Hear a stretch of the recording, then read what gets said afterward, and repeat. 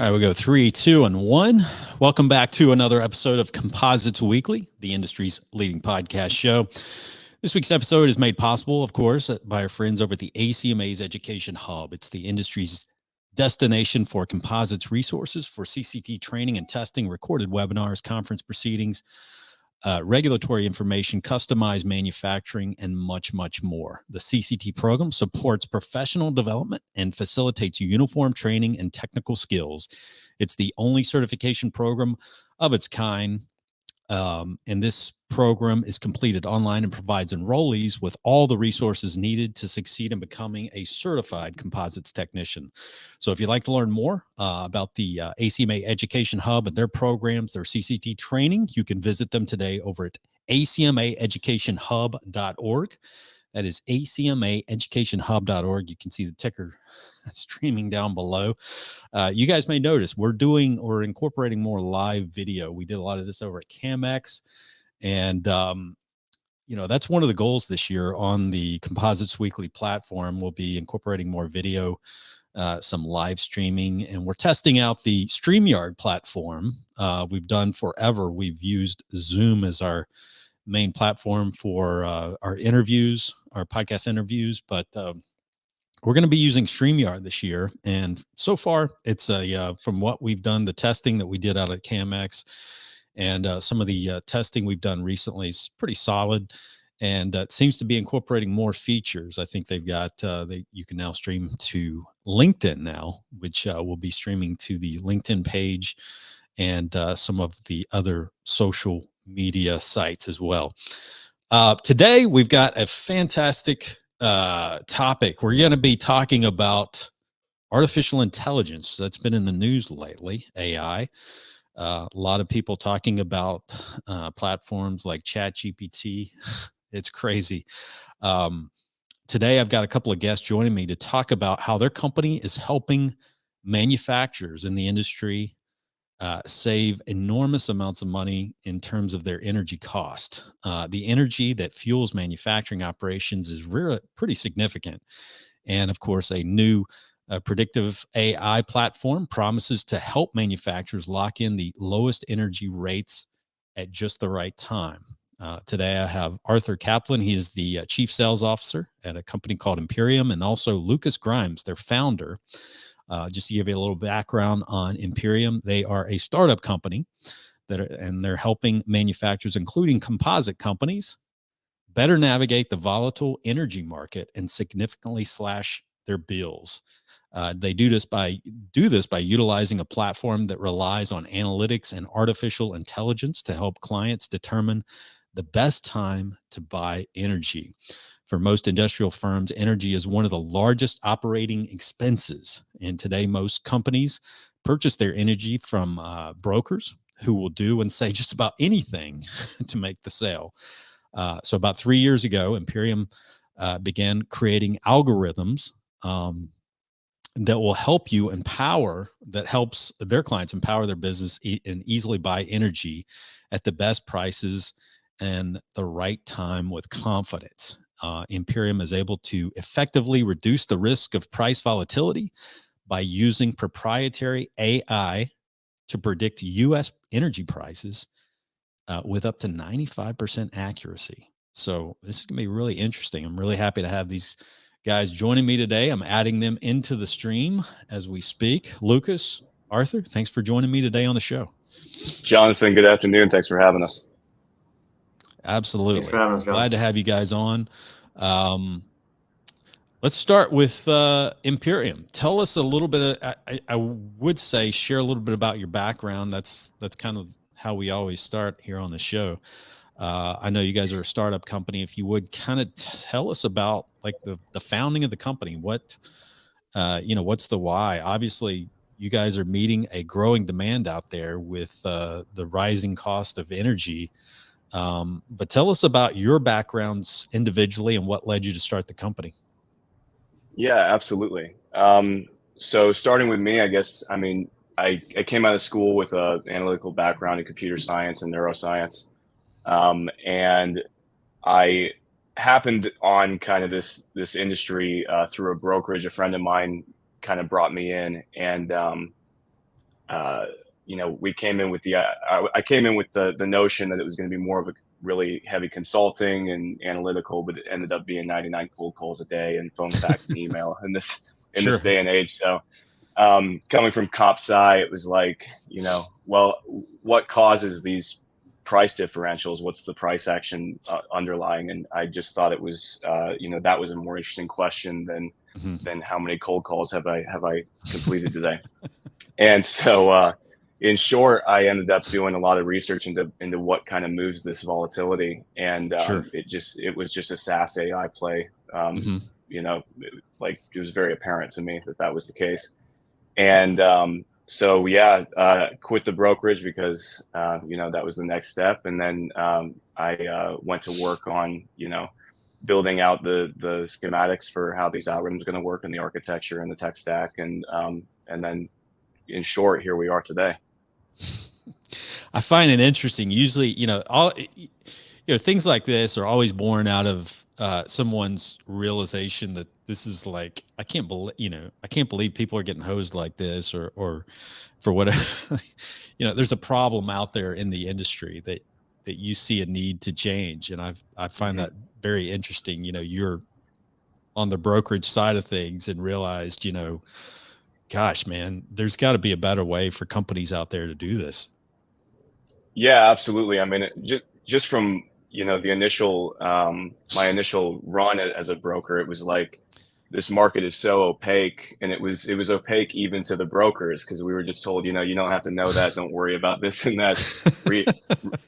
Read the script, do it 100 times a day, and, you know, after a while you'll gain traction. Which sure, you may, but you know, the whole point of Imperium is as opposed to a broker reaching out day in, day out and not knowing whether the sky's falling down or whether prices are, you know, whatever the direction of the price action, they don't understand the underlying. And so for Imperium, it was like, well, as opposed to having 100 brokers pointlessly reach out when it's high or low, we should be more catering our customers, or rather prescribing our customers the best time to actually go to market for these kinds of commodities. Yeah, absolutely. Yeah. Arthur, tell us a little bit about your background. I'm curious. You're on the call here. Oh, of course. No, I appreciate it.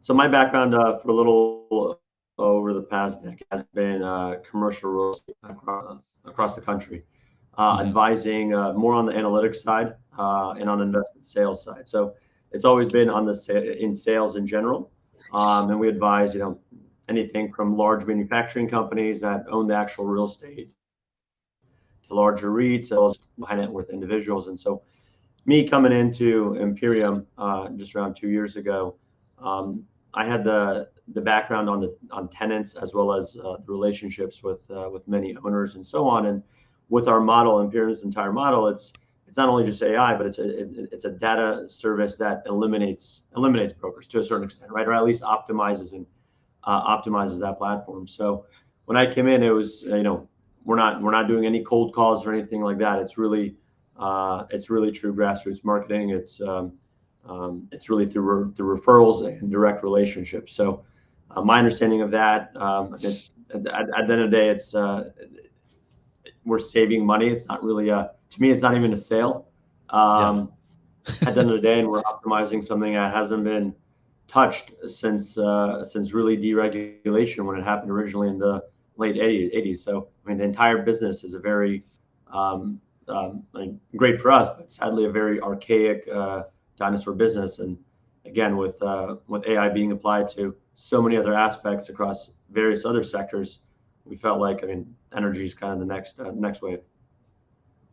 So what you're, in essence, I mean, what you guys are doing is you're providing this data, you know, to your clients, you know, to obviously the end users. And this is live data by the minute, right? That they can access, as well as historic data So it should be noted that the current offering, as far as what we have right now, is somewhat in a minimally viable stage, as far as just that feature set. The algorithm itself is very robust, but the most of the data that you are allowed to see that comes from us is through the output of the neural networks and the AI.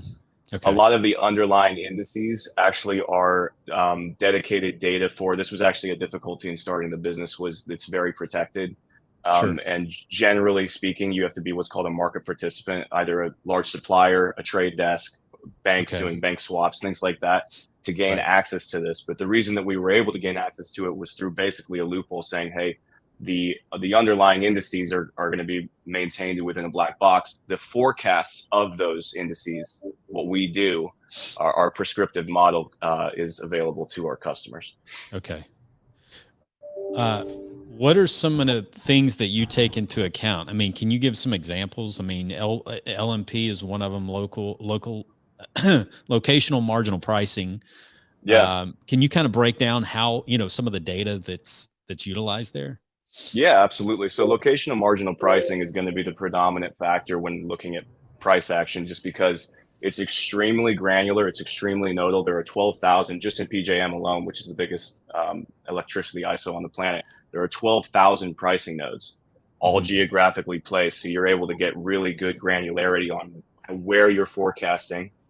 So what we'll do is we'll take an aggregate of those nodes within like specific zip codes or other geographical bounds, and then we'll tie in precipitation, solar index, various weather components that are tied around that zone, and then also we'll look at national aggregates like the NYMEX, the Henry Hub natural gas pricing.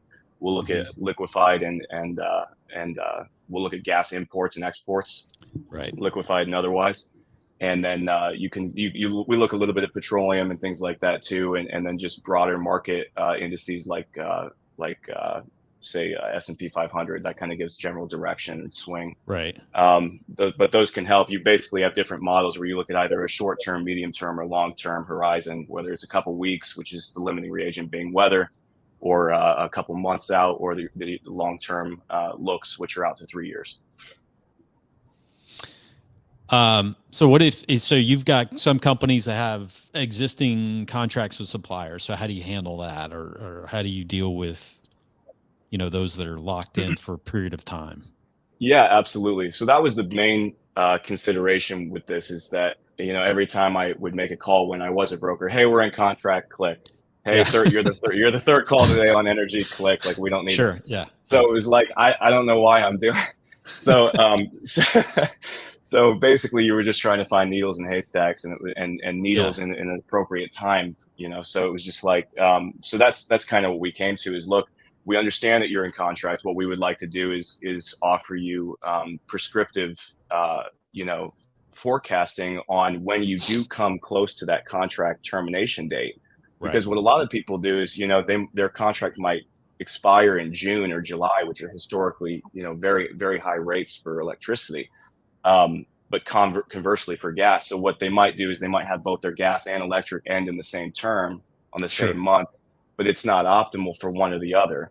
And so what we do is, say, hey, your contract's coming up in a year. We're either seeing anomalous opportunity here. We can either fix you in right now, and that fixed rate will start at the very end of your contract term.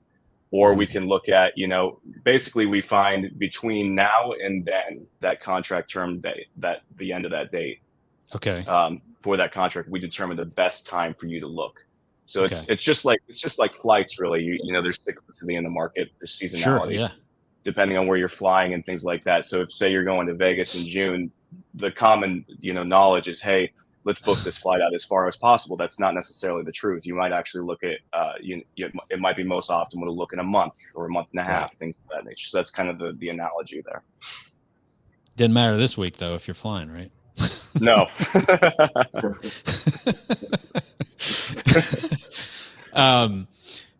So yeah, I mean, can you share? I mean, you don't have to get into specifics, but I'm just curious. Some of the clients that you've worked with. I know, obviously, the more, I would say, it's the higher the energy load. The larger the manufacturing facility. Obviously, I'm sure that the cost savings can get up there big time. But can you just share some examples and maybe what on average what savings that your clients are looking to get from just utilizing this platform? Yeah, absolutely. And Go ahead, Arthur. No, no worries.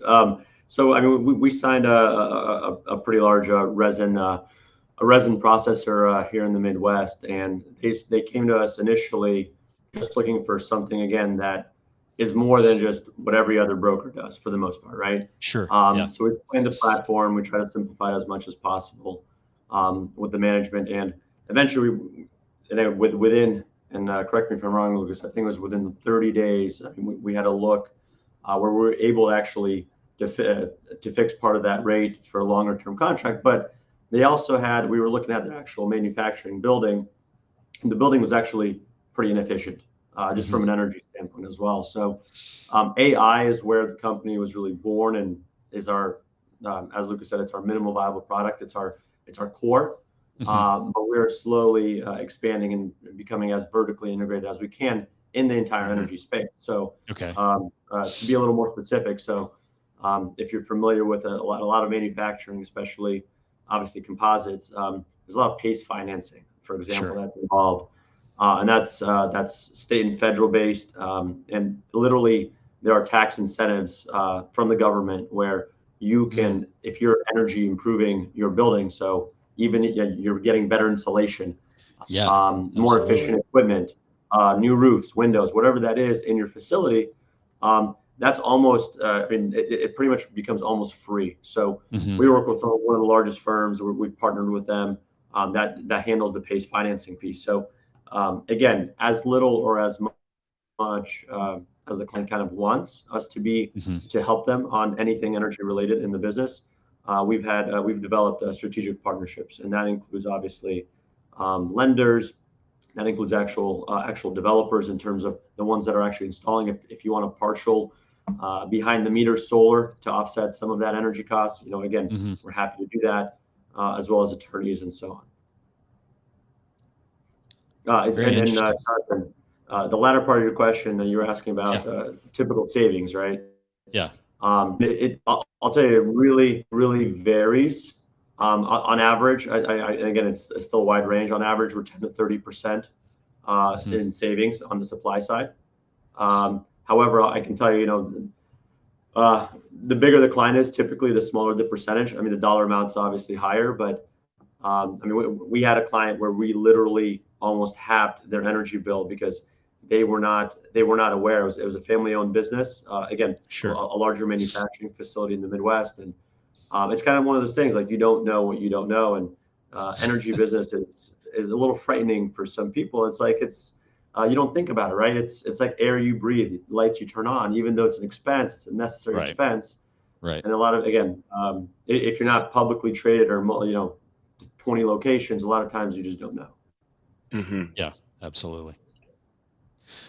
So what is it? I mean, how is this, I guess, clients that or companies that are interested in learning more, is that obviously that involved in you visiting their facility, just to kind of see, again, like you said earlier, Arthur, some companies, there's a lot of, where the way they're set up, their buildings set up, the way things are constructed, maybe there's other opportunities to,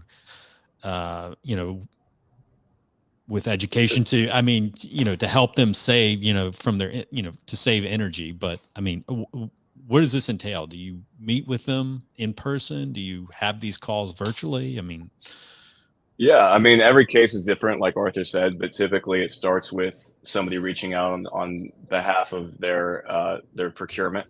So both the electricity and natural gas side. So we usually start there. If there's physical intervention to be done, and that's the step that they want to take next, we'll absolutely do what we can to get out to them, or to do a virtual meeting and to kind of discuss their needs, what they're looking at. If it's something they already know that they want, we just reached out to our network and move forward with that. But yeah, we're very flexible in terms of the offerings that we have, and kind of where we start and where we finish. So I want to mention how people can learn more about Imperium. We're going to post the obviously we'll post the website or the link to your website on our show page this week. Is there, where do you suggest people start if they would like to learn more about what you all are doing? Yeah, I mean, I would just say the services page. That kind of gives an oversight of, a layout of the general practices and things that we usually engage with. And then obviously if they want a more in-depth conversation, contact any of us. Our emails are all up there, and we're always available. Okay. I've got the website streaming. It's thisisimperium.com. That's the best. I mean, that's a good place to start, right? Yes, sir. Okay. Very good. Gentlemen, thank you so much. This is really interesting. I mean, this is, I don't know if you guys have any plans to expand into transportation. There's another market out there that your company could probably be involved with and save a lot of money with the transportation costs and trucking and all that. But yeah, micromobility specifically right now. Micromobility is pretty absolutely huge. We're engaging with a few on that. Oh, that's fantastic. Well, we'll have to have you guys back on for a future episode to follow up. Again, I wish you all the best of success. Sounds like you have a fantastic operation going, and I'm looking forward to staying in touch. Jonathan, thanks for having us on, man. Absolutely. Jonathan, thank you so much. And you can, to all of our listeners out there, you can find them at thisisimperium.com. And we'll be posting, again, as I mentioned earlier, we'll be posting some links on our show page. And thanks to all of our listeners out there. You can find us over at compositesweekly.com. And hope everyone has a great weekend. Guys, thanks again for joining me. Thank you, Jonathan.